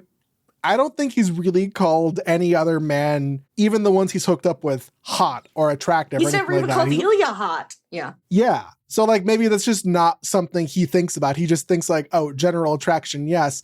The other thing is that, like, I think for the most part, Ilya is the one who calls Shane, you know, pretty, beautiful, stuff like that. So he's fine with it being used on him just because, like, it's coming from Ilya. But in the context of thinking of another man in that way, it's like foreign to him. Thinking a man is hot, that's gay. Pun intended, I think that Ilya kind of sees Shane as a trophy in a way. Like, I won Shane Hollander. And at the same time, Shane kind of sees Ilya as like, I lost the thought, but like Ilya sees Shane as like this physical manifestation of a trophy, right? Is that like, Shane Hollander loves me. Flocked down the Shane Hollander, who makes me feel like I'm worth something. Robert, there's context that you don't have yet about like their relationship and the structure of their relationship that will come up later in the book that'll give you some kind of context on these thoughts. But I almost was thinking like this could be some sort of like internalized homophobia with Shane is like, yes, I'm in love with a man. I'm committed to this man, but also don't accuse me of having a crush on a man that's gay. But and like, yes, that sounds funny, but I mean it seriously. No, I know. Like, does that make sense? Yeah, because I don't know that Shane thinks of himself as gay outside of his relationship. Yes. Like, I don't think he has a Correct. queer identity. Correct. And we're gonna talk about that a lot more in this next chapter because I have a lot of thoughts about that. So they start talking about how Ryan and Fabian met. Ryan lived with Fabian's family when he played junior hockey. Shane brings up their sex life, and he's like, it must be wild. And Ilya's like, pervert. Fair. This is like a weird, that's weird. That's weird. I feel like just like painfully single Camille. I'm like, I do feel like that might be a pretty normal thing to be like, I bet their sex life is crazy. Like, you just like gossip with your partner about other couples, no? Yeah, no. Yeah. So here's my thing. no. Yeah, no, fuck you. Anyway, You're here's my ace. thing. Here's the thing. As Mr. figured out most of my pie chart, or more of my pie chart was ace than I thought. Sometimes talking to friends or knowing about friends' sex lives, like in the moment for like drinking games or just general conversation or whatever, I'm like, yeah, no, here's advice, here's ideas, here's this and that. That's awesome for you. The second they're out of my sight, I'm like, they don't have sex. That just doesn't exist. People don't have sex. That being said, Mac and I, we also do gossip sometimes about friends in relationships. Speak of the devil, and the devil shall show up. And, we will talk, we'll sometimes just be like, man, can you believe that this couple got together? They're having sex. And it's like, I guess, yeah. I will say I went and got drinks with a friend of my mom's when I was like pretty freshly 21, 22, was finally old enough to like hang with the adults. And so it was just like me and my mom's friend, and she like bought me this margarita, and we just like we talked about a whole bunch of stuff. But one of the things that she like brought up at one point was like, oh yeah, your parents are definitely having sex. And I was like, ah! Because in that, like, I mean, my parents have been married for many, many years. I'm sure that they do, but I don't want to think about that. Hey, Mal, you exist. No, that's like, that doesn't You freak were me out. That was Conceived. functional. That No, was no, no. functional. No, the idea of my parents when they were younger, fine. I don't want to think of my current parents Your current having parents. sex. That's crazy. She traded him for an older model. Listen, Mal called the fucking replacements. Is that to Anisha reference? Do people remember a cartoon that didn't perform super well from the 2000s Disney? Wasn't it a Canadian cartoon first? Yes. Question mark. I don't know. well, Sydney, do you and your fiance ever like kiki about other couples? Yeah, but not about their sex lives. We're mostly like, how did those two like function together? Oh my god. And then usually Oh my the God. answer is they probably have freaky deaky sex. How is that couple working together? They spank each Put other the thing and like, in the thing. yeah. I mean, the most that I remember about Ryan and Fabian's sex life was that because of the SSRIs, Ryan could not, Get it up. Come. Oh, then that feels mean. That feels mean from Shane. Here's my friendly reminder. Your physician is your physician. Tell them the truth and be honest with them. And if you need help with something, tell them. It's not going to leave that room. Just be honest with your physician. Yeah, but like it's still weird. Like when I went to go get my last physical, my doctor had to touch my dick, and I'm like, this is weird, dude. And my balls. Okay, well, they literally got up in there with a speculum to see if I had 2 tampons. My period had stopped by that point, and when I left, I was bleeding again because that was so painful. Yeah. That I was like, so anyway. Here's the thing. I'm throwing up my coughing baby against Camille's hydrogen bomb. And I still have to go have a pap smear because at my annual physical, I was on my period, so they couldn't do my pap smear. So, that's two atomic bombs versus me just being like, it felt weird when my doctor touched my dick. I literally was laying there going, ow, ow, ow, ow, ow, ow, ow. And they were like, I know, I'm sorry. And I was like, yeah, I didn't go, ow. I just looked away and I'm like, damn, dude, this is weird. And that's it. What are you, homophobic? Yeah, a little bit. So they're talking about Ryan and Fabian. I'm kind of obsessed with this recurring joke that like Shane is a pervert because like we started this in My Dinner with Hayden because he's like, I watched them fall in love on the dance, like make out on the dance floor. And Ilya was like, pervert. Yeah. All right, here we go, guys. The most devastating moment of this chapter. And I have a lot to say about it. Or I have things to talk about. Do you think we looked like that to them? What? Sexy? I probably did. No, like in love. Ilya seemed to consider the question before answering. We are very good at pretending not to be in love. Maybe we are bad at showing it when we are allowed. Collectively. Damn, this is so fucking painful. The extra painful part is that they spend the rest of the drive in complete silence. And as someone who, my favorite part about driving somewhere with Mac is chatting about whatever. I love to talk with that man. He's my favorite person in the whole fucking world. So the idea of going on, however long they need to go traveling to get home, doing that in silence, not even with the radio on or anything. It's so painful. And at the same time, I was thinking that, like, this is a really big can of worms to open. It also could have been a very interesting, productive conversation for the both of them. But instead, the both of them are like, that hurts. And they close off and they don't talk about it. And surely we'll pick this conversation back up again later. At some point, and we'll be totally healthy and cool about it. But I wonder what kind of progress they could make if they would have those moments of going, that hurts.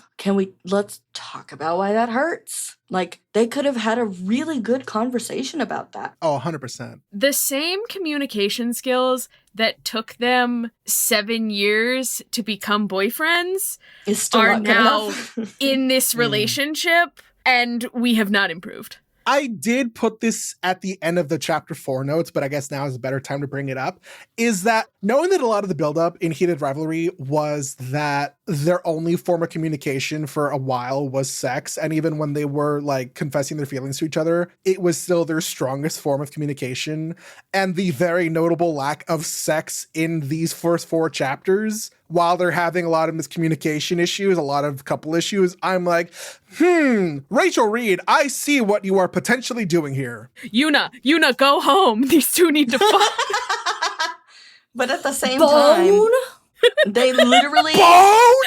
You want to be railed by your boyfriend? It's upsetting that, like, even that form of communication for the two of them is failing because they're using it now as an escape. Because they're going, what's comfortable? Should we slip into something more comfortable? You know? We talked about earlier how Ilya loves to call Shane beautiful and sexy and all of these other things. And I was actually thinking about how in this book, I'm sorry, this is a random thought. It ran away from me earlier and I want to talk about it now before I forget it again. Ilya loves to call Shane sexy, beautiful, all these other things. And then if you note through this book, Shane actually normally just defaults to, I love you. I love you so much. When they do start having sex, it's kind of overwhelming how many times Shane says, I love you, I love you, I love you so much, oh my god, I love you so much, during sex. And Ilya does not say it back during sex. It's almost like the action is him saying it back, but Shane is the one constantly saying it out loud. That's an interesting juxtaposition to the way they behave in public, is that Shane so easily is saying, I love you, I love you, I love you, I love you, I love you. So now we're going to move on to chapter 4. How did we get there when there's not a sex scene here? Anyway, doesn't matter. Because I was saying that I had that thought earlier and that I didn't want it to run away from me. I think she had that thought earlier when I was pointing out, like, oh, Ilya is calling Shane beautiful and all that jazz. They are back at hockey camp.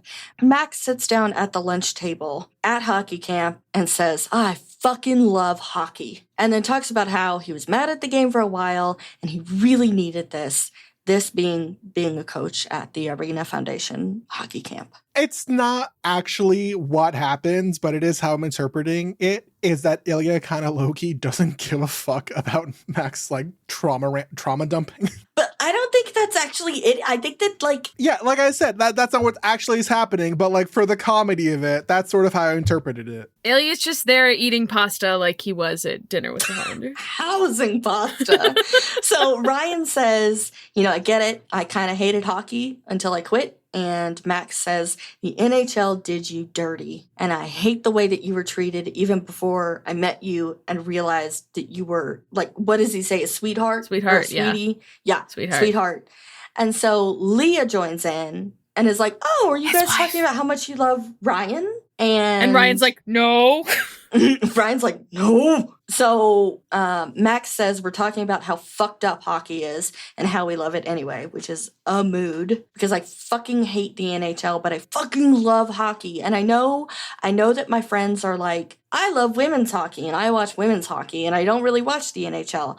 I'm the bitch that actually does watch the NHL and I love the NHL and I love going to NHL games and I'm sorry. Like but I love it and it's what I fell in love with and so relatable. But Leah says that that's the problem. Ilya glances to the end of the table where Shane is sitting, and as Ilya has suspected, Shane looks confused and uncomfortable. Hockey had never made Shane sad for a minute of his life. Ilya couldn't pretend to know how it felt to be let down by the game he loved, not in the way that Max or Ryan had been, but he was more aware of hockey's flaws than Shane was. He'd been paying more attention over the past few years to the darker side of his sport. Which, Ilya has much more time to think about this now that he's not partying and hooking up and dealing with his whole family mess. Like, he has a lot more time to focus on, hey, there's some crazy stuff happening here. I do need to say, because I forgot to put this in the notes, I didn't particularly clock that Shane, like when he says like, oh, Shane's at the end of the table, that Shane was a part of this conversation. I just thought Shane was like at a different table, looking confused and uncomfortable. I'm like, yeah, that's Shane. That's just his existence 24/7. It's like Shane at the table at the end of the chapter 2 with his hands covering his face. It's just uncomfortable and confused. That's Shane Hollander. And Ilya's like, nah, he looks normal to me. I don't remember who it was. It was back in like late November or early December. Like the show was still very, very new, still airing. Somebody made a post and they said that Ilya commits himself to converting the hockey world into a place where Shane feels safe. And I think about that a lot. I think that the 2 years between heated rivalry and the long game are 2 years that Ilya has committed himself to the queer community, to paying attention to the dark side, to seeing the dark side because he's going, if I can see it, I can kill it, I can make it better, I can make Shane feel safer, and then Shane will feel safe enough to come out and love me in front of everybody, but not in a self-serving way. It genuinely is, if I can make Shane feel safe, then I've done my job. But I think that's so interesting because like, I agree with you, and I want to make the same point that Shane does not feel safe in hockey, but both times that this has been brought up, it's presented as if Shane has never been hurt by hockey at all. Shane is oh well, I'm glad we could help Ryan get some of his love of the game back. I can't imagine ever being hurt by hockey. And here Ilya's looking at him and is yeah, Shane doesn't understand what we're talking about, but Shane is a queer man whose queerness is kind of an it's kind of an open secret at this point in the league. So you can't tell me that he hasn't heard homophobic shit. You also can't convince me that as a person of color in this very heterosexual white male sport, he hasn't also had racism hurled at him throughout his entire career. He hasn't heard awful shit his entire career. I think he's very aware of the dark side of hockey, but I don't think that he's ready to accept that and give it that sort of to name it as harmful. I think if he didn't know the dark side of hockey, he would not be white knuckling these plans so hard, trying to hold on to this thing that he has with Ilya, because he's if this gets out there, hockey's going to ruin it. The culture of hockey is going to ruin this thing that we have going. And I think he is very aware of it, but he's just not aware of it at the same time, which is so fascinating. So I will push back against that just a little bit and say that, like, I think that he sees the issue with hockey. However, his entire life, minus the last 2.5 years, he hasn't claimed any of that shit. He's been like, well, I'm not queer. I'm not gay. So it's not about me, so I don't care. So I'm just gonna, it doesn't matter. Well, I mean, the queerness isn't the only thing, though. Like, I mean, he's also a person of color. It's so external to him, he can't quite map it onto himself. Like, outwardly, he's like, yeah, no, hockey's toxic. But he hasn't yet realized, oh, hockey is also toxic for me. Because he's so singularly focused that this is everything he's ever wanted. And so I don't know that he can quite grasp that. And I mean, he is quite successful. Like, he's very good at hockey. Right. And so if, like, it's successful and it's good, it's easy to go, oh, but, like, look, I'm at the top of the game. So I'm not being harmed by this. Someone were going to say, Shane Hollander, describe yourself in one sentence. What would he say? Off the top of your head, what do you think he'd say? I'm a hockey player. I think it's kind of like teaching. He's like, not a queer person of color who plays hockey. I'm Shane Hollander, hockey player. I mean, right. Like, the job is your identity. Not to get too into the weeds on, like, the tiniest details, but we do find out, again, his Instagram handle is Shane Hollander, hockey player. Right, which is such a silly Instagram handle. It's so stupid, but, like, Shane. Well, yeah, and that's what I'm like, because he's like, I'm a hockey player, and so much of his identity is tied to that rather than other things, because, like, it doesn't seem like he's very in touch with his, like, Japanese culture or his queer culture. Like, all he's in touch with is hockey culture. And I think it is hard to recognize that, like, this thing that you have tied so much of yourself into is hurting you. Okay, also, one last thought is that if Shane names hockey culture as being a bad thing, he has to admit that the thing that he loves the most in the world is letting him down. This thing that he's dedicated his entire life to. And my brain, I was like, how can I, again, ADHD brain, you love a metaphor. You're like, how do I explain this to other people the way what I'm thinking? What? Robert! I love putting metaphors in my mouth. But I was thinking about how, like, people who have been in long-term committed relationships that have been, like, super great, they'll find out that they're being cheated on, and they're like, okay, but you know what? They're a great spouse otherwise. Mm-hmm. And that's hockey for Shane. So it's like, okay, yeah, that's awful. But you know what? Other than that, though, it's been really, really great for me. It's been really great. No, absolutely. I think it's two things. I think, Camille, you're, like, talking about sunk cost fallacy, which I think Shane probably feels, but he can't name. But also, like, it's, like, identity breaking. And until, like, Shane himself decides, I need to untangle this part of my identity, nobody else can do that for him. Max asks Ilya, hey, what do you think of your new coach? And Ilya's like, well, I haven't met him yet. Hey, so gang, I threw out the I hope we get a villain like a coach bit last episode as a joke, but my spidey tingles are sensing. You're what? I know what I said. Say more words, Robert. This feels so weird because I don't think we've ever properly had a coach character, a referee character, an announcer character. We haven't had any sort of antagonizing character force from the world of hockey. That's so interesting, Robert. And his name is Weeb. Okay, it's pronounced like weeb. That's the true villain to homosexuality. It's weebs. Anyway. I want everyone to comment how you pronounced it the first time you read it. I read weeby. But yeah, no, the fact that they're specifically calling out, hey, Ilya, what do you think of your new coach? I'm like, my flags are redding. Your what?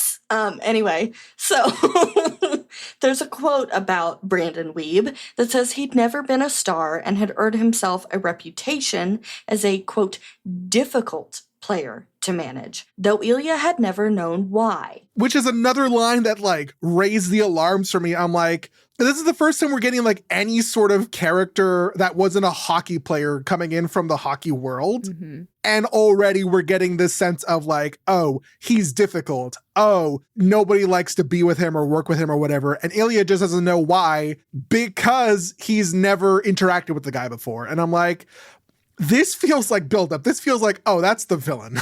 Well, I did try to figure out, because I was like, do we ever find out why he was considered difficult? And I looked at, there were 2 specific scenes that I was like, I feel like one of the things that he says in either of these 2 scenes is like why he was difficult. And I think it is one of the things he says to Troy in Role Model that tells us that he is difficult. And I will not say more words. Yeah, he's also like young and he's hot.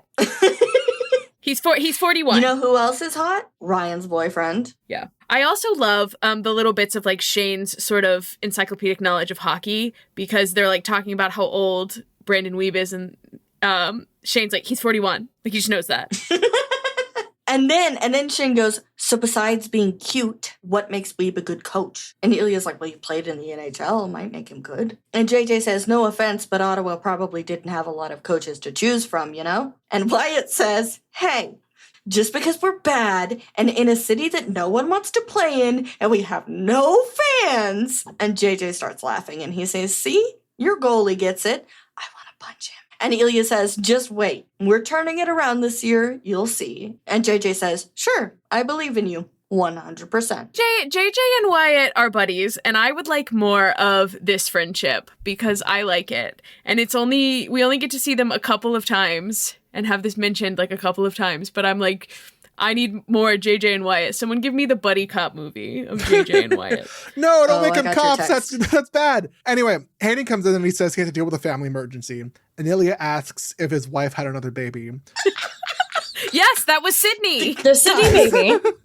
Guys, Ilya, get his ass. This is the best Ilya Rozanov chirp of all time. Hands down, I will say, this is the best one. Oh, did your wife have another baby? No, he is operating at like 100 in this conversation. I laughed out loud, and I've read this many times before. Mm-hmm. So I'm just going to read the whole conversation because I am obsessed with it. Is everything okay? Shane asked with far more concern. Hayden waved a hand. Yeah, no big deal. Just a missing stuffed alligator.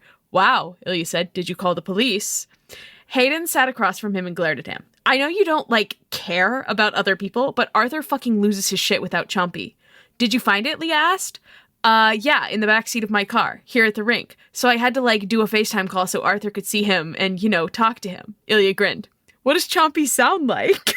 I, too, would like to know what Chompy sounds like. No, is he I silent? also want to know what Chompy sounds like. Is he silent or was he silenced?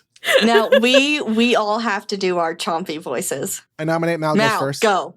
God, I'm being put on the spot. Wait. I have to give us a line. Say, hi, Arthur. Sorry I scared you. Okay.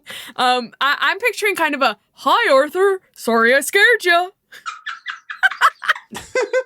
Robert, go. Oh, God, no, I'm imagining a little more. Hi, Arthur, I'm sorry I scared you. Robert, that's just Beetlejuice. That was so cute. Oh, no. Okay, Don't say that. No, Sydney. my Beetlejuice voice is a little deeper, so it wasn't Beetlejuice, it's up here. Sydney. I think it's like, hi, Arthur. Sorry, I can't see you. All right, Camille, now you have to do yours. Mine is so different. Okay, drop it. I was thinking like, I don't even know anymore. Like. God. So scary. Arthur, they hit the second floor. Or do like a Stitch type voice. Hi, Arthur. Oh, that was good. Hi, Arthur, they hit the Pentagon. Stop. It's that guy's fault right there, officer. Hi-ho, Kermit the Frog here. Anyway. Okay, so Camille, Kermit's not real. Kermit's not real. I'm not actually Kermit. I'm not a green frog with a hand up my ass. No. Ow. So Camille, are you okay? So JJ says Hayden is a good dad. Hayden says, sometimes. I barely know what I'm doing most days, but I love them and would do literally anything for them. So that's something, I guess. Listen, love, the bar is on the floor, but some dads don't even reach that. So Ilya secretly admits that even though he makes fun, he admires Hayden a lot because he's a really good dad, and Ilya probably even envies him. I mean, yeah, it tracks. Ilya didn't know a good father figure until David. I mean, he knew Hayden first. I said good father figure. So in the afternoon, they have mini teams, and they're going to be led by 2 coaches. They're all going to be playing half-rink scrimmages. And there are 2 kids named Jordan Glencross and Ben Tremblay who've been ready to choose violence all week. They hate each other. They're at each other's throats. But they are going to be on the same team for the scrimmages. Ilya thinks it's going to bring them together. Max is worried about it.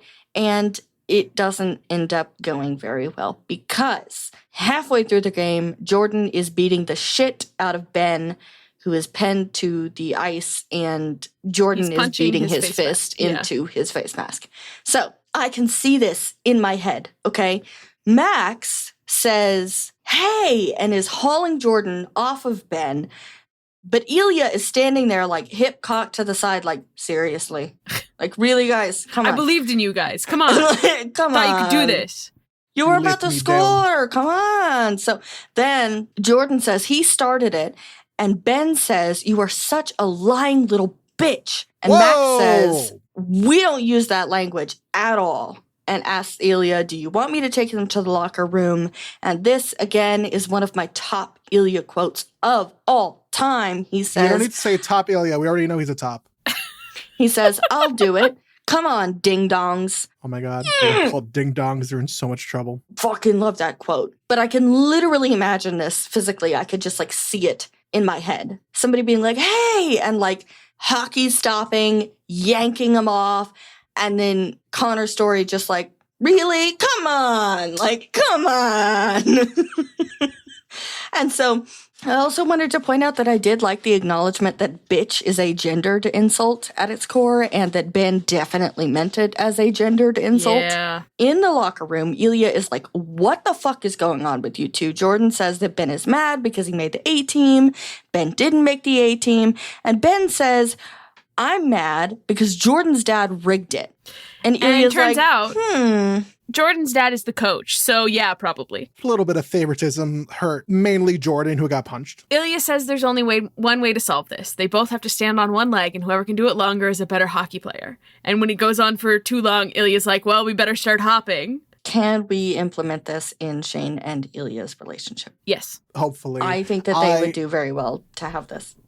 I put in the note, this is Dad Ilya at his finest. Yeah. If only all children's conflicts were this easily solved. Mal, you can't solve children's conflict by making them hop on one foot. No. I think that this is a good reminder to Ben and Jordan that, like, this is hockey camp and you're taking this really fucking seriously. And at the same time, I think that for Shane, I wish Shane had been there to see this, because I'm like, Shane, you're taking this really, really seriously. I don't know. I think they're just the kids who would like play dodgeball and act like they were in the Olympics. And now eventually everyone starts laughing. Jordan ends up being the first to put his foot down. And Ilya says, wow, I thought a coach's son would be better of a hockey player, but okay. He can't even resist chirping children. The children aren't even safe. No, never. No one is safe. So Shane comes in and he's like, hey, I saw you guys leave. Is everything okay? Ilya says, oh yeah, no, they're fine. They're headed back. And Shane says, what the hell? And Ilya says, they're rivals. Jordan made the A team. Ben did not. Shane wrinkled his nose. Then Ben needs to be a better loser. And I wanted to point out here that Shane jumps to his judgments without any additional info. And I think that that's pretty important. He does that with other people in this book. And Ilya says, but listen, Jordan's dad is the coach. So maybe skill was not the only thing that helped Jordan. And Shane shrugs and says, anyway, we need to get back out there. And Ilya says, did everyone see the fight? And Shane says, probably, but we'll get everyone focused on the right thing. This isn't Camp Ben and Jordan. And Ilya says, not yet, but maybe they will be the new us one day. And Shane says, then I'd better warn Jordan not to fall for Ben. And Ilya says, oh, are you Jordan? And Shane says, obviously, he made the A team. This top 10 Shane lines for me, because this, like, hell yeah.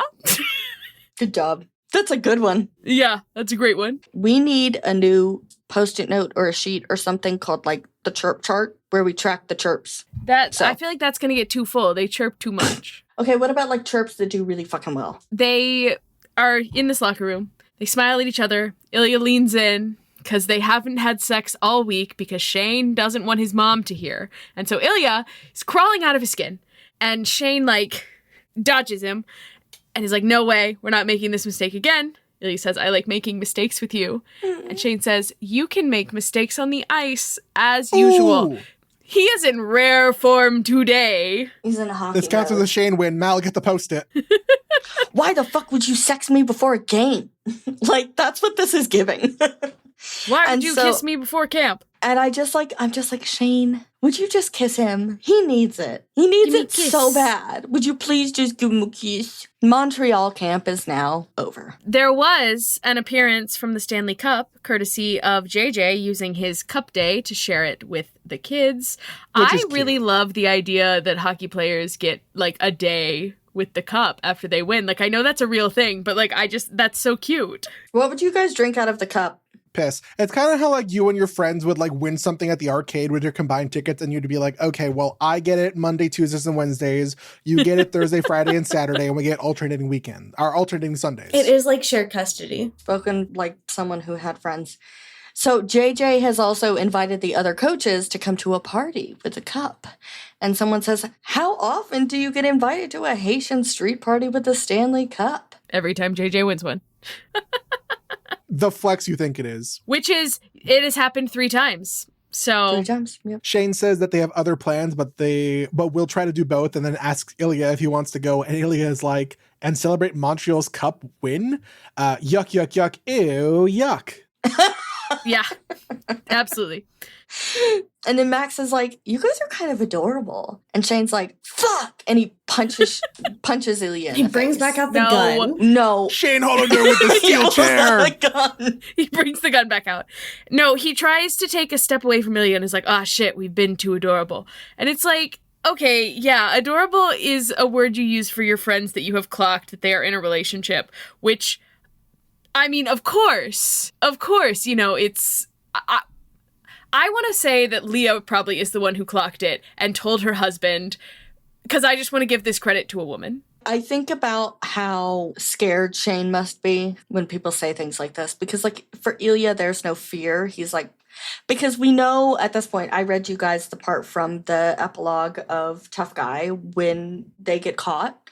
And Ilya's like, I don't give a fuck. And Shane is terrified. Can I bring up Dan and Phil? Yeah. The listeners love that. Yeah, which is great. Hey, shout out to all the fannies who got gold meet and greet tickets. I have not gotten one yet, but the New Jersey venue still hasn't sold tickets yet, and I will fight each and every one of you to meet Dan and Phil. Anyway, all that being said, Dan and Phil also famously would have moments that, like, yeah, you could clock as best friends, but also a lot of people will be like, oh my God, they're adorable.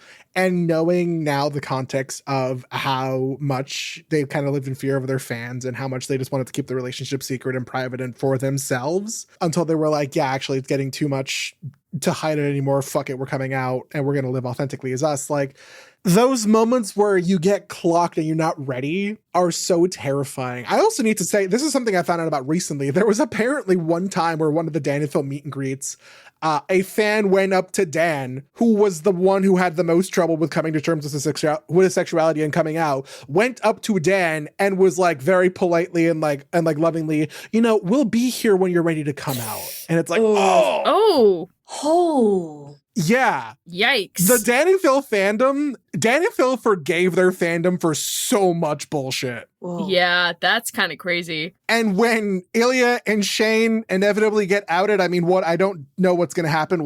When Ilya and Shane inevitably kind of maybe get outed in the future, who's to say? I hope that they don't forgive whoever outs them. That's my big thing. I hope there's no forgiveness. I hope there's just like, we want to live in peace in our own thing. Fuck y'all for knowing when we weren't ready. We tell the world to leave us the fuck alone, and they do. Leah then joins them and asks Max if he's ready to roll, and they are planning to get a nap in so that they can party all night or till midnight because they're old. Party until midnight in this economy? What about sleeping in fanfic? The 1:30 a.m. fanfic after a late night does hit, gotta say. Did that last night. Oh, I thought 1:30 a.m. was a fanfic. Okay. No. I got It's it. 1:30 To be 1:30 fair, a.m. that sounds like reading that fanfic. sounds like it could be a fanfic just titled 1:30 I'll write a.m. one. I'm sure that it does. And Shane is incredibly jealous that these two get to be all in love and whatever. And he feels the urge to kiss Ilya in front of everyone and wonders if anyone here would even care. And then Ryan interrupts by telling Shane his mom is looking for him, and he, quote, shakes off the absurd ideas that had momentarily clouded his brain. The horny thoughts. Shane, We jail no. the horny thoughts. Well, but it's not even a horny You have thought. it blocked. Like, he's correct. He's correct. Would anyone here even care? No. No. These are people who, like, probably should know about this relationship because they would be on your side. And then you have a place that you can be open about this relationship. Like, it's always good to have more people on your team. God, Shane, please. No, Anyway. I think it's really painful because, like, Shane, that is the correct urge. You're supposed to have that urge.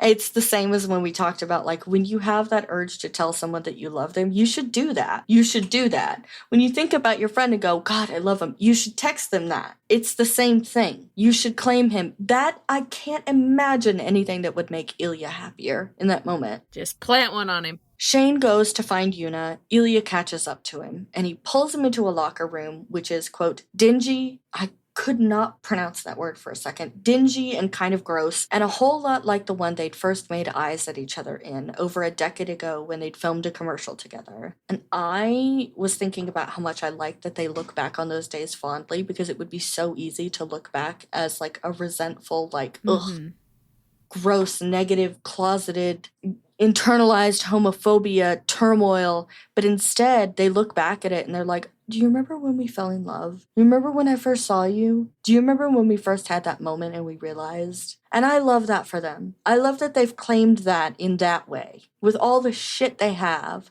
that they've taken those moments and claimed them for themselves. Yeah, those are their moments, and they may be unconventional, but they're theirs. And that's beautiful. So Ilya presses Shane against the door and kisses him, quote, hard and with purpose. And Shane says that he wants Ilya so bad. And then we find out that Ilya is going to be headed back to Ottawa, so they will have the house to themselves. And Ilya kisses Shane again, and Shane says, not here. Just like he did in the last time that they were in the locker room together. The first time? What? Yeah, You the said first the last time. I guess they might have been in the locker room together through the All-Star game, so probably not the last time. The first time, okay. I was thinking like the last major time in their relationship they were together in a locker room. So Shane says, does this room remind you of anything? And Shane is tracing a finger along Ilya's forearm. Ilya smiles, and he says, when you were very unprofessional making that commercial with me. And Shane says, me? You were the one who propositioned me. And After Ilya you says, pointed your boner at me. He's pulling his cock Rule out. of thirds, the third appearance of the gun. and it's loaded. Yeah, I mean that if you're rocking a 9-incher, that's a judge right there. Anyway, Jury and executioner. So Shane's mouth falls open, and then he closes it, and then it falls open again. And he says, you were showing off. And Ilya says, showing off? And he says, yeah, with all your naked muscles and ass flexing. he's pulling his ass out. And Ilya laughs. And he says, what? And Shane says, you knew what you were doing. And Ilya kisses his forehead and says, maybe. Shane starts thinking about how different life would be if he hadn't been able to control his dick in the showers all those years ago. They're pulling their cocks out. That is typically what happens in the shower. And Shane says, I'm glad you're such a show-off. And Ilya pats him on the back. And he says, I am glad you get hard so easily. Shane says, shut up. But he smiles into Ilya's neck, relieved that they are both thinking the same thing. And I like that, again, like there's no, it's chirping, but it is like chirping that is rooted in Full of reality, is love. that they're thinking the same thing. Shane's like, I'm so glad I get hard so easy. And Ilya's like, I am so glad that you get hard so easy. These two chapters in particular, I feel like, yeah, the last two chapters of Heated Rivalry and the first two chapters of this book kind of meld together of like continuing the story. These two chapters for me really start setting the bar, you know, as it feels to like how a new story. Yeah, it feels like everything is starting to slowly get fucked and not in the good way. Yeah. Robert, are the saxophones getting louder? Are the saxophones getting louder? Are getting louder. I want to say, because sometimes I peruse through the comments on YouTube, and YouTube comments like to be like, oh, this is like in the long game with when, and then I scroll really quickly because I don't want to get spoiled. Anything that I'm saying, I'm also not looking at Mal and Camille, or also Sydney in this case, when I make my predictions and I say whatever I say out loud, like me saying stuff like, oh, I think the coach is the villain or whatever. I'm not looking at anyone. I don't want spoilers. I'm just trying to read heavily into this book with literacy skills or whatever. Maybe I'm media literate. Who fucking cares? Who knows? Nothing brings me more joy. Can I predict things? Media literacy is no longer dead. I brought it back to life, unless I'm completely wrong, in which case it's been dead the whole time. Mal killed it. Robert brought it back. That's pretty amazing. I know, all in one episode. We're really doing a lot with this What podcast. am I, a Mary Mother of Jesus? I was thinking that so this morning I convinced my coworker to watch Love, Simon while he was working. Did he love Simon? My straight coworker, he really did like it. And he likes a mystery, so he was like, I think I might like this movie. And so he was watching it. At one point, I was like, pause, because it was about to, you were about to find out that somebody wasn't blue. And I was like, pause, pause, pause, pause. And he paused. And I was like, who do you think blue is? And he goes through all his, hypotheses. And he was like, you know what? I'm not going to look at you while I say this, because if you react, I don't want you to give it away. And he didn't. He didn't figure it out. And when he runs up at the end at the Ferris wheel, he was like, it's not him. And I just started beating, when you smack someone because you're so excited? I literally started beating the shit out of my coworker. I was like, ah! It was so great. It was so good. Oh, what a good movie. All right. Any final thoughts? Sydney, what are you thinking? I'm glad that these two chapters had a pretty happy ending to end on, because I really like Robert's Peter tingle that he has going on. Yeah, my spidey tingles, they're sensing. Your spidey tingles. And I'm really excited for you to continue to read this book, because I think you're right. I don't know. I've read several in the Game Changers series, but I would say that this is the most real and dramatic, tricky, and nasty. Yeah, we have a lot of tension in this book. Will it get fucked out? And there are lots of moments where the saxophones are loud. Yeah, I was going to say we haven't even made it to the chapter where Ilya dies yet. Yeah, no, so many things come up, and I'm just like, wow, they really introduced this as just a little silly, goofy throwaway thing, and yet. Yes, and. Oh my God. So that's me. The saxophones, they're pissing. Anyway, my formal prediction is that Shane and Ilya are going to pull their cocks out. Oh my God.